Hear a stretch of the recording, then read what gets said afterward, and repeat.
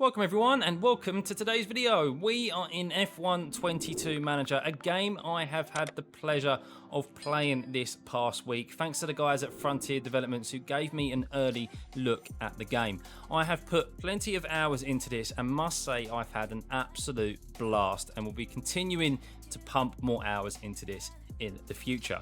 But it did take me a little while to get up to speed. There's a whole host of information to get your head around, and that's before you've even got out on track. So what I thought I'd do for you guys is I'd put together my top tips, the things that I've learned, but will hopefully get you guys more up to speed quicker than anyone else who doesn't watch this video. So yeah, let's get into it. Remember to hit that like and subscribe button, turn those notifications on, and enjoy. Tip number one is to take pause and take your time.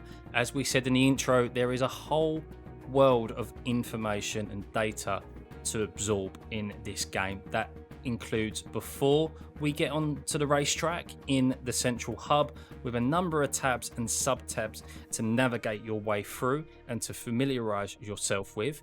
Using the help function and guide is very useful. They will guide you in the right direction, so please take your time to read that, listen to what they have to say, because you'll be guided in the right way. And secondly, take your time on the racetrack. Make use of the pause function, analyze the data that is available to you. I know we want to be doing things in real time. I definitely wanted to when I first started this game, but I realized I am one person alone. In real life, F1 teams have a whole team of people at the track and back at the factory analyzing all of this data to make strategy calls. It makes sense for us to take pause, gather the information that we can, and hopefully make the best strategy call to get our guys further up the grid. The next tip is do not simulate sessions. I know it's tempting to simulate them and jump straight to the race, but you will be doing your career such a disservice on this game. And in my opinion, you'll be missing out on one of the most enjoyable parts of this game, setting up the car.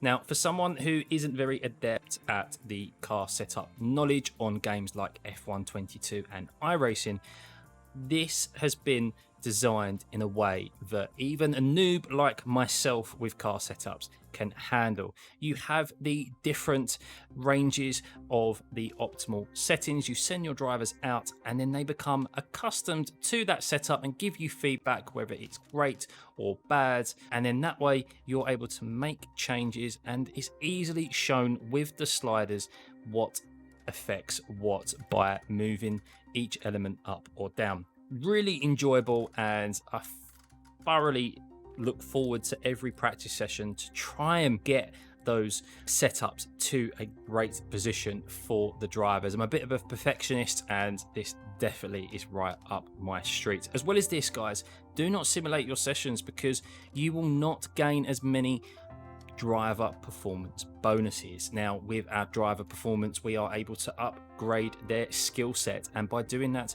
we have to carry out practice sessions to get our drivers accustomed to the racetrack via track acclimatization.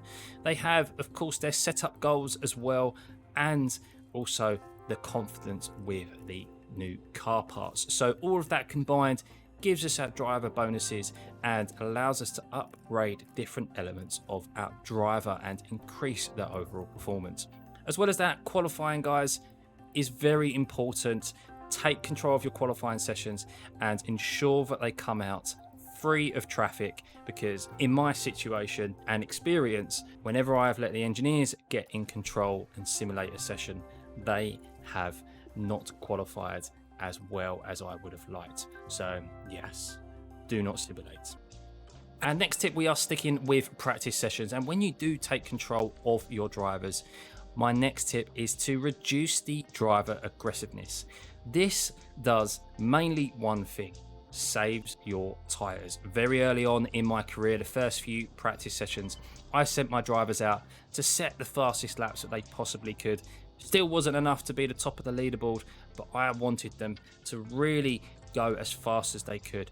But what that does is that takes the life out of your tyres, and I found that when it came to qualifying sessions and the race on Sunday, I did not have enough fresh tyres available. So by reducing your driver aggressiveness, they do not take as much life out of the tyres, but still continue to carry out the requested number of laps you've sent them out to do, thus boosting their track acclimatization, thus becoming accustomed to their setup, all the while not taking too much life out of those tyres.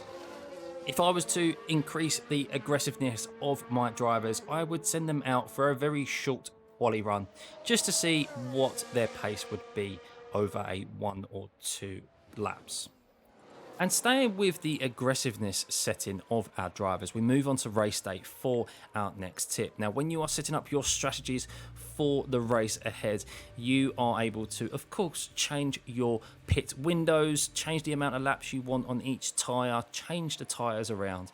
But what you are also able to do is to change the aggressiveness setting of each individual stint. Now what this does is that this gives you an accurate representation of your pit windows and your optimal lap for pitting, and this just means that when you are on the fly in the race, you can track how your drivers are doing with this race scenario, because throughout the race you will probably be changing the aggressiveness of your driver to conserve tyres. A race never plays out the way you want it to. It's always up and down and never how we predict it. So this will give you an accurate representation of how your driver is doing against your optimal pit strategy and will allow you to change it on the fly effectively. Next on the list is checking the circuit information. This can be done by checking the circuits tab on the main hub, or for the race weekend that is ahead of us on the race preparation tab. What you will get is an overview of the circuit, giving us our weather report, our track abrasiveness, and our pit lane time loss, which is very important to take note of in regards to strategy calls throughout the race. This information can be found during the race as well, but information like car attributes, where you are recommended certain attributes for the circuit, and most importantly, elements that are essential for the circuit. Now, this is important when considering design and manufacturing of new parts for your car. You can review tracks that are upcoming because parts aren't readily available. They take time to design and put into manufacture. You can decide on whether a new front wing is best suited for this track within that time period and any other parts as well. In addition to this, we have our strategies tab, which gives us our ideal strategies, normally gives you 3 options, and then our compound performance, which gives us our time loss per lap from degradation. This information is all essential to you preparing your car accordingly for the race weekend and future races. For our next tip, we are heading down the design elements. Now, for some of you guys who are familiar with F1, you will have heard of the wind tunnel. Now, the wind tunnel is very important to the development of our cars in real life and, of course, in this game.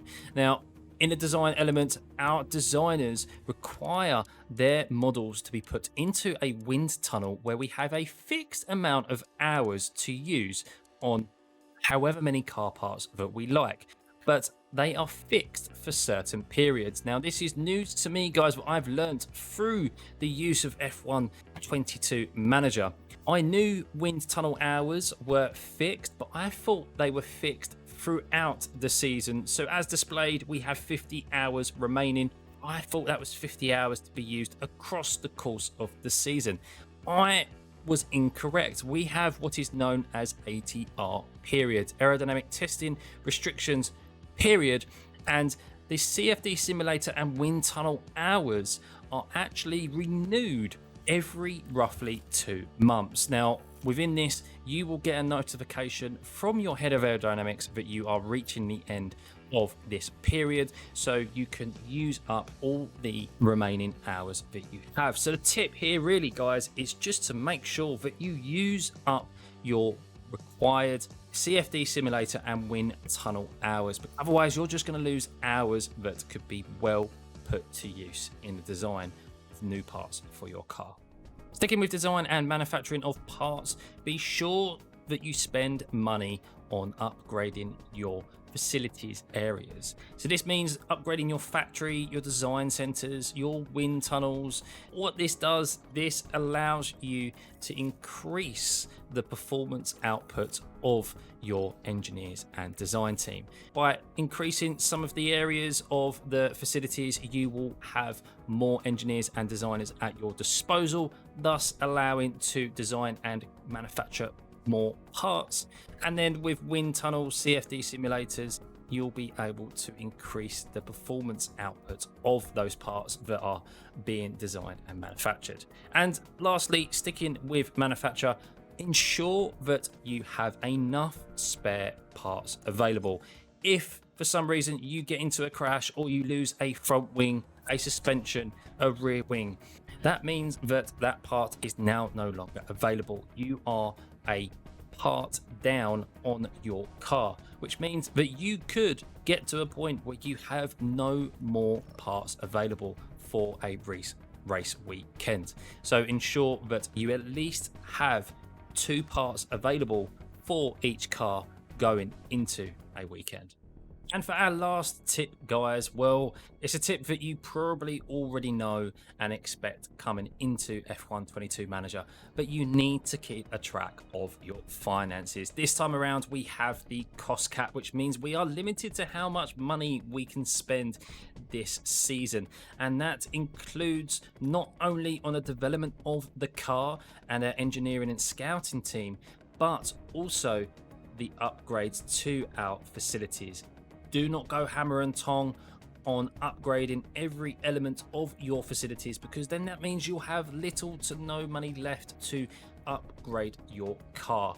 So spend a bit of time, think how you want to do it. Do you want to spread the cost over the whole season? Do you want to front load? Do you want to backload your development or your upgrades for your facilities?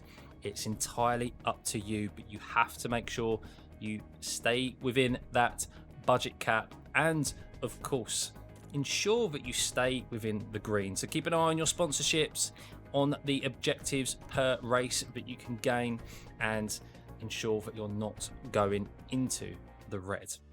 And there we go, guys. That is all the tips that I have for you so far. As I said, if you have anything to add them in the comments below. It's all about improving the experience for everyone who is new to this game, and to hopefully make you hit the ground running in your goal of becoming a team principal. I hope you guys enjoyed that. Remember to hit that like and subscribe button, turn those notifications on, and I'll see you for the next one. Bye.